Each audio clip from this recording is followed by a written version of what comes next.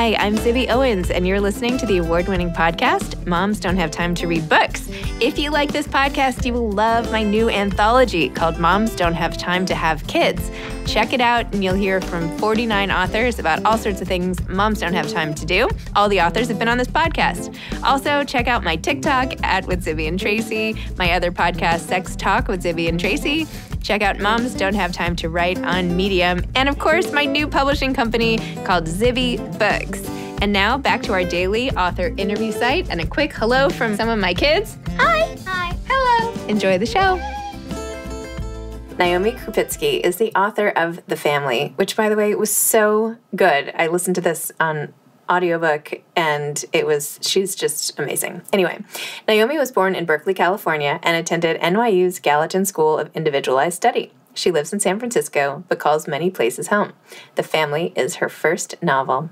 Welcome, Naomi. Thank you so much for coming on Moms Don't Have Time to Read Books to discuss The Family. Thank you so much for having me. I'm so happy to be here.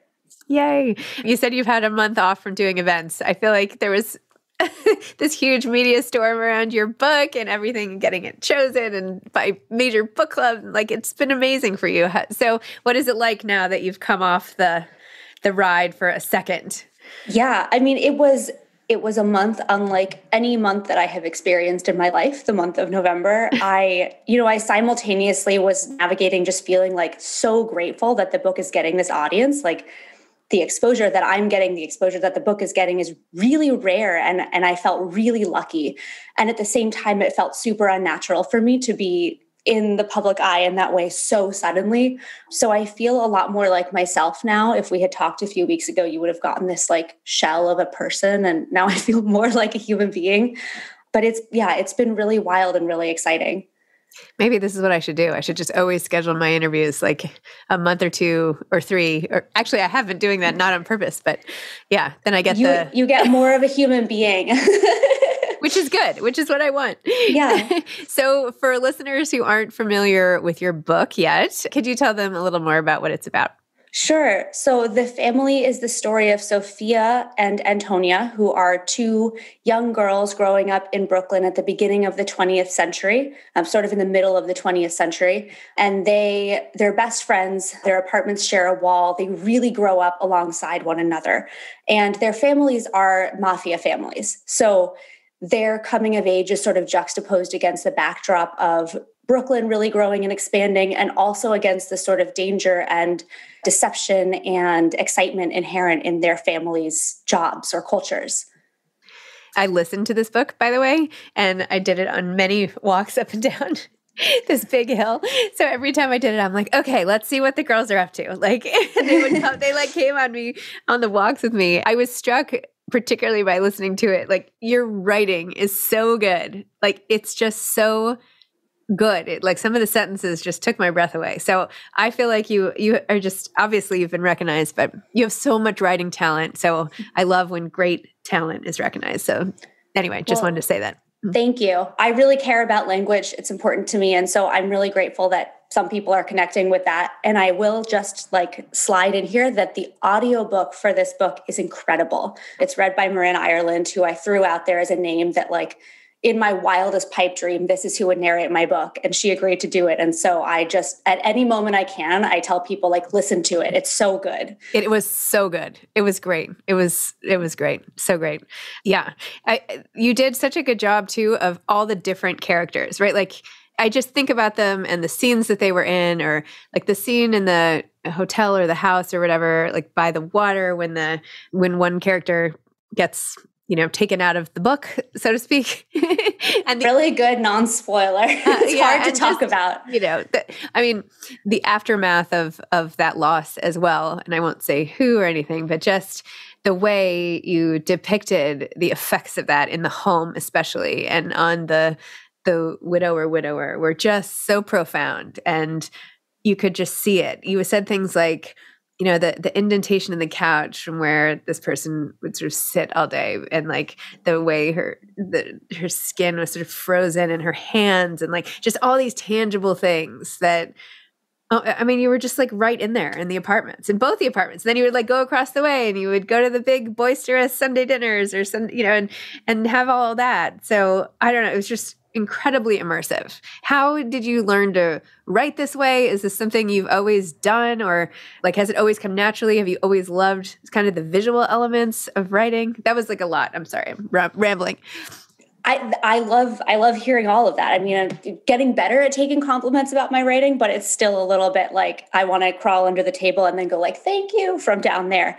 I think something that's important to me in any art, and for me it's writing, it's always been writing, is figuring out what can this do that no other medium could do.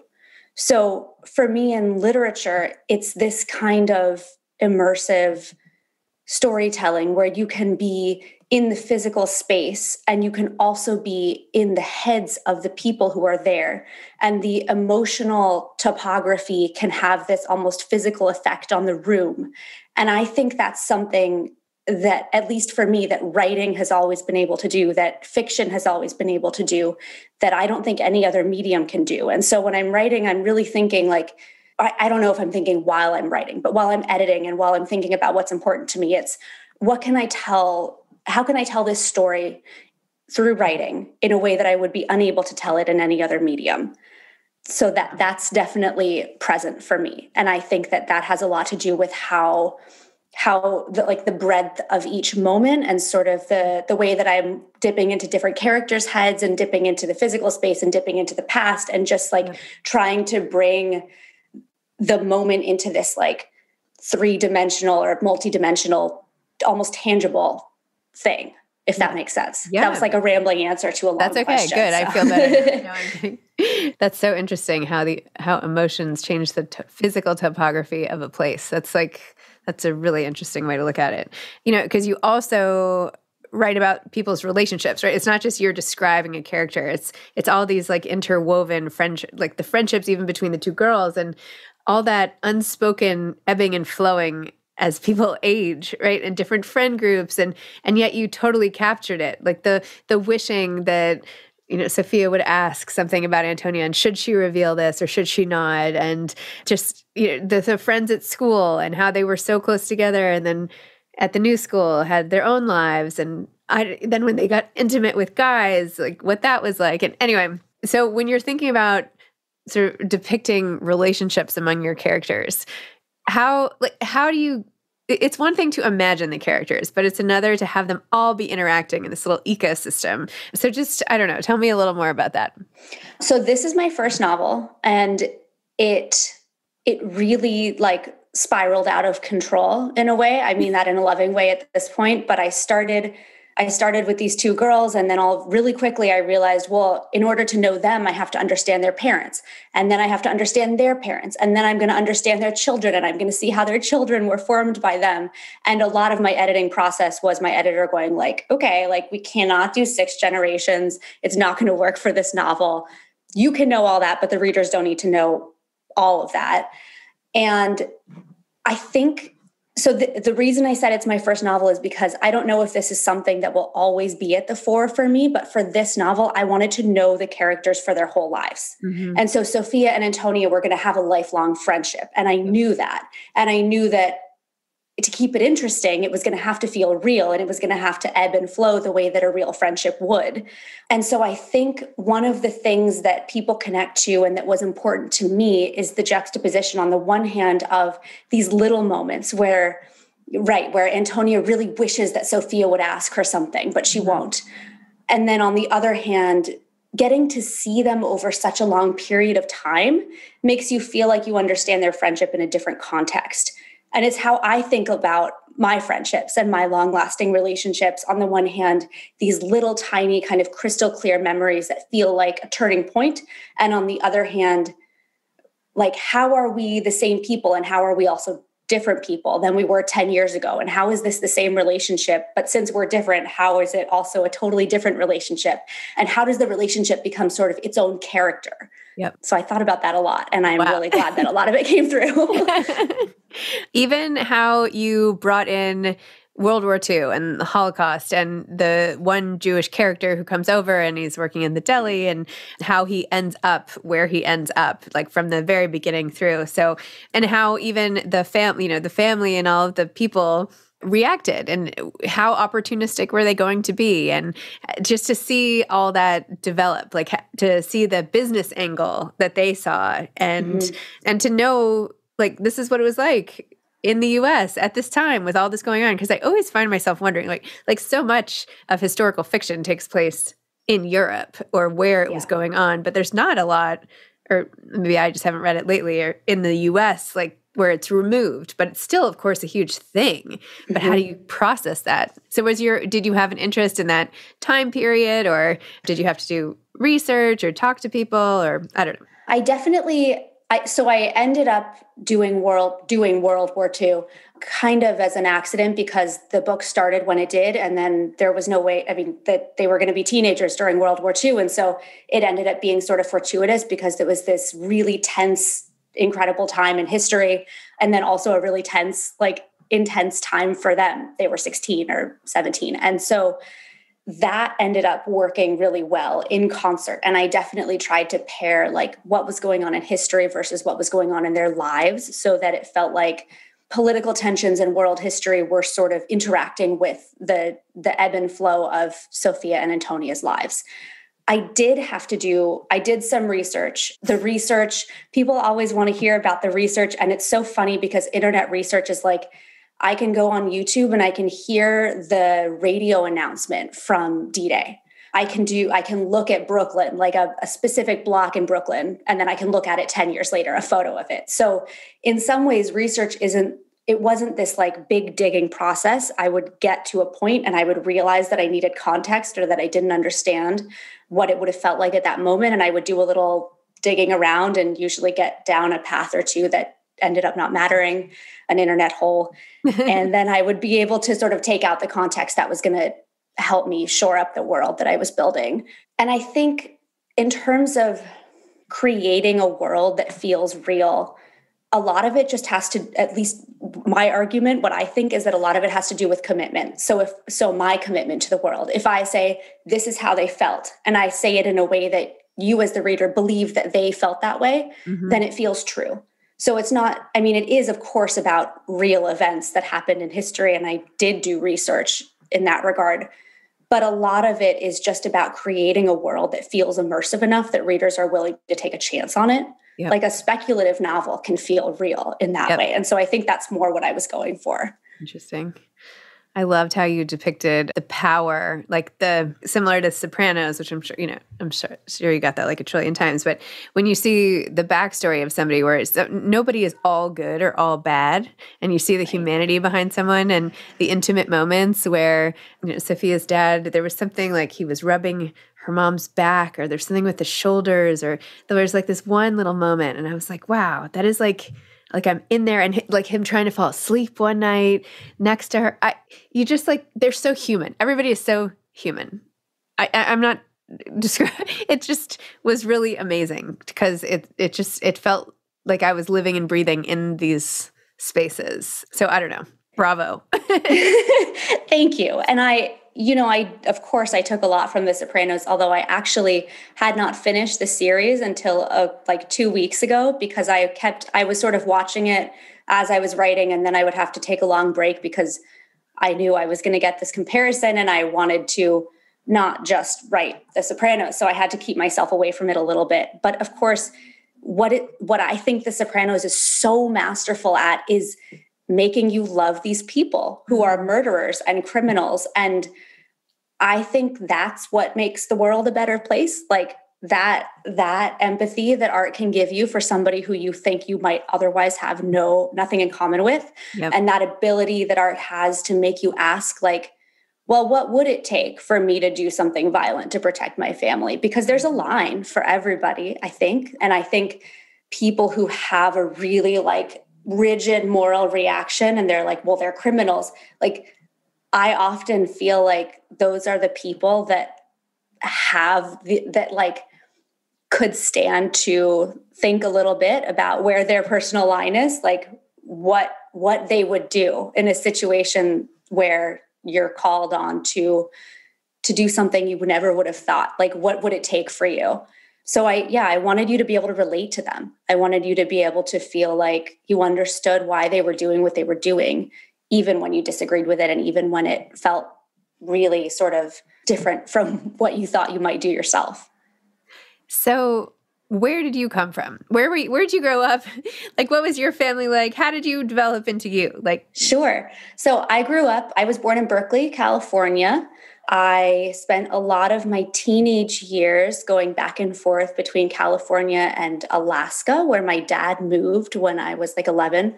So I was in an interview once where somebody was asking me about like the multiple perspectives in the book and whether I had ever been torn between perspectives. And I have not been able to stop thinking yet about like watching my parents become two different people. And that's a little bit like more Freudian than I necessarily feel like I can get. But I definitely think there's something there for me about wanting to understand just where different people are coming from. And then I went to college at NYU. So I moved to the East Coast. I was there for about 10 years.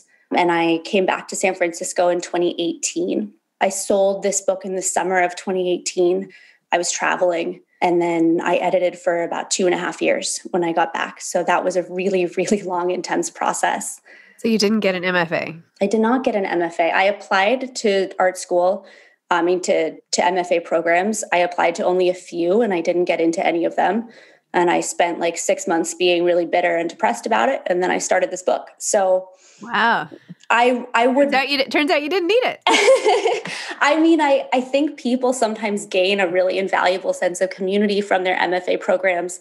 But I also think mostly what I was looking for was time and space to prioritize writing and like a structure that made me feel like I could prioritize it.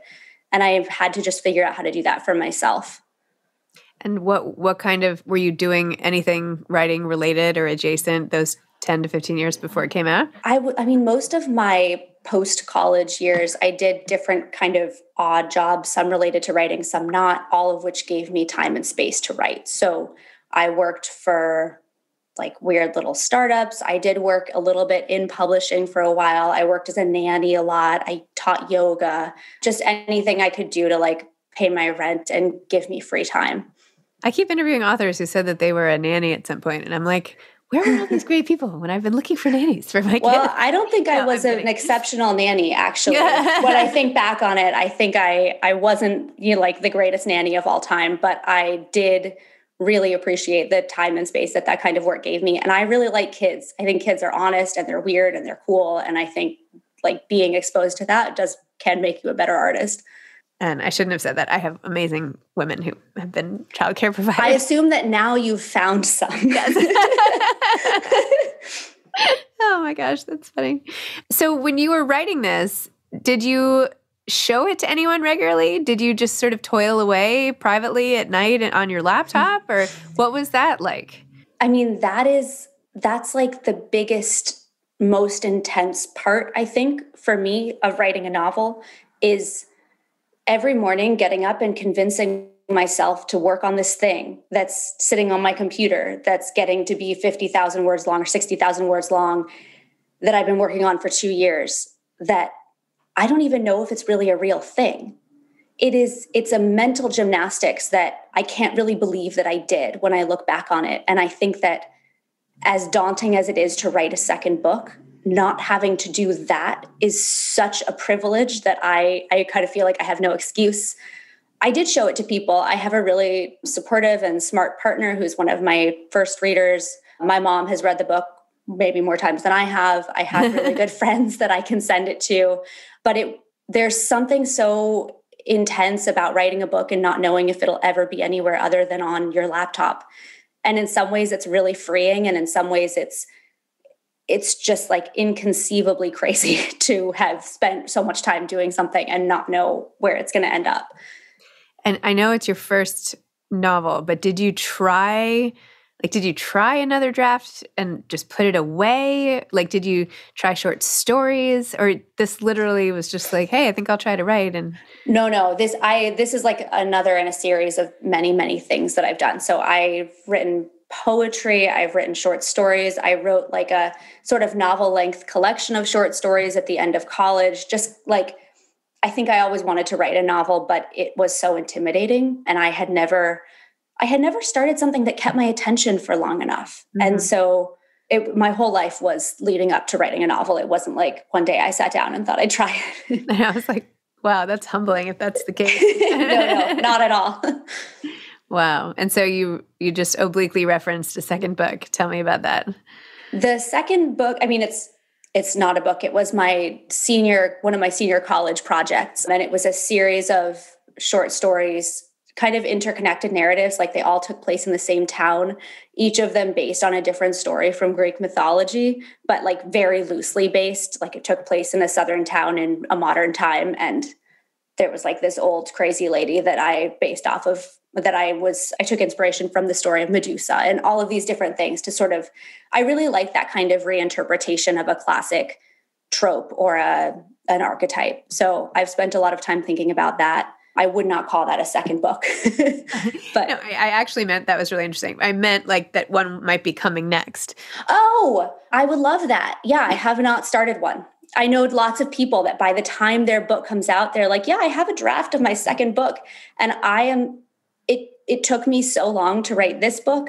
And it was so intense to be in the world of editing it. And then for the last year in the really intense and sort of public facing world of publicity for it, that my main project this year is like getting back into my own head and my own body and my own creative space and figuring out what's in there.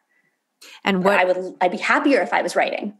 What's like the short version of the story of how you sold it? So I finished this draft in the fall of 2017, the novel that I wrote by myself. I spent like 3 months querying agents, really like doggedly, like a few a day for many months. I had a spreadsheet. I had like 100 people. And then I interned for a literary agent in college. I looked up her website because I was going to send her my query letter and like hope that I could get her to read the letter and actually, of course, hope that she wanted to represent me. But all I was going to say was like, will you critique this letter? And I found somebody that I had gone to college with and been in a French class with once, who I was Facebook friends with, turned out to be an agent at her agency. Oh. So I wrote her and I said, Dana, this is so weird, but I just came across your bio on Elizabeth Weed's website, and I would love to talk to you about this thing I'm doing. And she said, great, send it to me. So after all of that like legwork, it did ended up being kind of a personal connection, but Dana and we have the best chemistry, and finding an agent was something that I was sort of nervous and bitter about. Like I thought an agent was going to be a middleman, like somebody standing in between me and my editor. And instead I feel like, I don't think everybody has this, but I really found a creative partner. And so that relationship has been this like really important steady constant for me. And we edited for a few months together, and we sold the book that summer, 2018. Wow. That's awesome. I love the book group. I didn't realize you were with the book group. Yeah, I love the book group too. Yeah, they're awesome. All the ladies there. They're wonderful. That's really exciting. So what advice would you have? Somebody's just starting out. This is like a wonderkin success story, right? It is. Yeah. So can it happen to anyone? Should people keep trying? Do you regret anything? Are you particularly proud of anything, or think anything worked particularly well? Yeah. For me, I can tell you what worked for me, which it won't just happen to anybody. And there are so many people that deserve this that won't get it. And that's something that I've had to come to terms with too. Like, I think that I worked really hard on this book, and I'm really grateful for the success that it's getting. But I think there are lots of people that work really hard and never get even a fraction of this sort of validation or attention. So I will say that it's not a fair world in that way. There's just more talented people than there is space in the behemoth of modern publishing. I will say that for me, what worked was doing everything in a way that felt good. So I think I made all of my decisions with a lot of integrity. I wrote because I cared about the characters and I cared about the book. And so I could convince myself that even if nothing happens, I'm learning, I'm growing, I'm spending time with people I love in this book. I'm spending my time in a way that feels crazy some days and really fulfilling others. And then I've managed to surround myself with people who have my best interests at heart. And so I guess one piece of advice that's concrete that I might say is wait for the people who care about the same things in your book that you do. Mm-hmm. I think I was lucky. These were the first people I ended up with. And I think if I had ended up with people that I could tell weren't going to work as hard for me or didn't care as much, it would have been really hard to say no to that. Yep. But I think I would encourage people to wait for the right fit in your team if that's where you get, because that's been just invaluable. And I know you started the conversation by saying that the book there were things that were done uniquely through literature in telling the story. But is this going to be a movie? I've had lots of conversations this fall with producers and film people, and that's a very new world for me. I'm assuming it will be. I'm talking to lots of people that seem like they see it as really cinematic, and I really like adaptation. I think it's interesting, and I'm really excited to see what the right person can do with this book. So no concrete plans, but I'm hoping it will be. Excellent. Well, thank you so much, Naomi. I mean, you really gave me, I don't know, exactly 7.5 hours or whatever it was of entertainment and really like transportation in the most metaphorical way or whatever. I didn't say that very well, but I mean, you really just like took me into this whole other world and I loved it. So I'll just say that. Thank you. That's what I look for when I read. So every time somebody tells me that that's what happened to them with my book, I'm just really honored. So thank you for saying that. You're welcome. Well, now I have to just quickly ask what you're reading or some book that you feel did that for you. I have been fully unable to concentrate on reading anything since my own book came out. The first book I enjoyed after my book came out was How High We Go in the Dark by Sequoia Nagamatsu, which is coming out in a few weeks. Right now I'm reading Song of Solomon, which is my last Toni Morrison. I've read all of the others and I've been saving this one for a rainy day. So that's obviously going to be on my top 10 books of all time, along with every other Toni Morrison novel. So I'm going through that as slowly as possible. Good for you. This is awesome. All right. Well, I can't wait to eventually read your next book and just sort of follow your career. And yeah, well done. Thank you so much. And good luck. You seem really busy. You're doing a lot of incredible things. Oh, thank you. Yeah. Thanks. Thanks. All right. Take care. You too. Okay. Bye-bye. Bye. Thanks for listening to this episode of Moms Don't Have Time to Read Books. Don't forget to follow me on Instagram at Zibby Owens and at Moms Don't Have Time to Read Books. Also sign up for my newsletter at zibbyowens.com and sign up for my virtual book club and meet lots of authors on Zoom every other week. Thanks so much to Steve and Ryan at Texture Sound for the sound editing. And thank you to Morning Moon Productions for providing this fantastic intro and outro music.